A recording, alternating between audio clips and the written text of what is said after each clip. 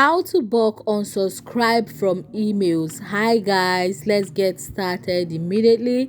Now today I'll be using my Gmail, so the first thing to do is to be on your Gmail account. And now guys, you're going to go ahead and highlight the emails that you want to unsubscribe from. You can do that all at once, but that will need you going through it to make sure there's no important email, because as it's unsubscribing, it's also deleting, so you want to be very careful. So I'll prefer you just tick them one after the other, just like you see me do on your screen. And when you are done selecting, you want to go to the top where you see report spam and tap on it.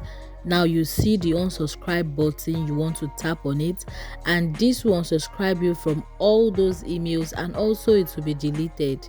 And this is exactly how to bulk unsubscribe from emails.